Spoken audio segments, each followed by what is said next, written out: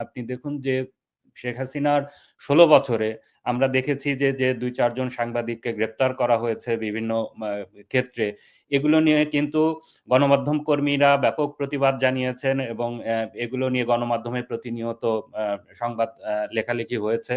আপনি যদি দেখেন আপনি দেখবেন যে ফরিদপুরে প্রবীর শিকদার বলে এক সাংবাদিককে গ্রেপ্তার করা হয়েছিল এবং এটি নিয়ে ক্রমাগত সাংবাদিকরা কর্মসূচি পালন করেছে এবং দিনের পর দিন বাংলাদেশের গণমাধ্যমগুলো এ নিয়ে সংবাদ পরিবেশন করে গেছে। আপনি দেখবেন যে সাংবাদিক কাজল যখন গুম হয়েছিলেন, সেটি নিয়ে কিন্তু আমরা ক্রমাগত প্রতিবাদ জানিয়েছি এবং এটি নিয়ে গণমাধ্যমে বড়, বড় স্টোরি হয়েছে। আপনি এখনকার বাস্তবতায় এবার আসুন। আপনি দেখুন বাংলাদেশের গণমাধ্যমগুলোতে এই যে দিনের পর দিন গত ৮ মাস ধরে সাংবাদিকরা একের পর এক জুলুম, নির্যাতনের শিকার হচ্ছে, গ্রেপ্তার হচ্ছে, হত্যা মামলায় সাংবাদিকদেরকে ফাঁসিয়ে দেওয়া হচ্ছে। এগুলো নিয়ে কিন্তু গণমাধ্যমেও লেখালেখি হচ্ছে না। আপনি দেখুন যে ৭১ টিভির ২ জন সাংবাদিক যারা বিনা বিচারে দিনের পর দিন কারাগারে আটক আছে, জামিন চেয়ে জামিন পাচ্ছেন না। তাদেরকে হত্যা মামলায় আ আ আ চালান দেওয়া হয়েছে যে তারা নাকি ছাত্র হত্যা করেছে, ছাত্র হত্যায় জড়িত। তো এই যে আ এগুলো নিয়ে কিন্তু গণমাধ্যম লিখতেও পারছে না। আপনি দেখবেন যে এ নিয়ে কোনো গণমাধ্যমে আ নিউজগুলো লেখা হচ্ছে না।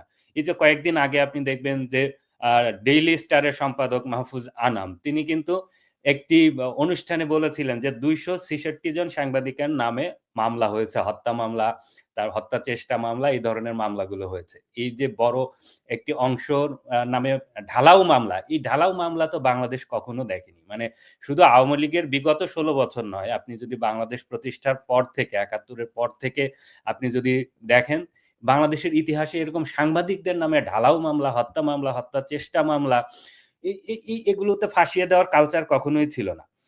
আপনি জুলাই, আগস্টে যখন আপনি রাস্তায় আন্দোলন করলেন, তখন আপনাই কিন্তু এখন যারা ক্ষমতায় আছেন, তারা কিন্তু বারবার করে অনেক সুন্দর, সুন্দর কথা বলেছিলেন এবং স্বপ্ন দেখিয়েছিলেন। এই যে স্বপ্নগুলো, সেগুলো থেকে কিন্তু যখন তারা ক্ষমতায় গেলেন, তখন কিন্তু আমরা দেখতে পেলাম যে তারা আসলে সেগুলো কিন্তু কথার কথা মানুষকে ধোঁকা দেওয়ার জন্য বলেছিলেন। না হলে এই যে একের পর এক ইউ এম এ এমনকি অনেক মামলা সরকারের ইন্ধনে হচ্ছে।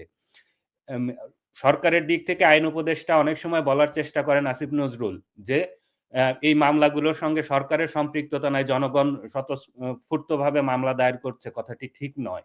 এই গণমাধ্যমের সাংবাদিকদের মামলার পেছনে সরকারের গোয়েন্দা সংস্থা, সরকারি মদদপুষ্ট সাংবাদিকরা তালিকা করে তাদের নামে হত্যা মামলা দিয়ে তাদেরকে ভোগান্তির শিকার করা হচ্ছে। বাংলাদেশের গণমাধ্যমের স্বাধীনতা এগিয়েছে না পিছিয়েছে?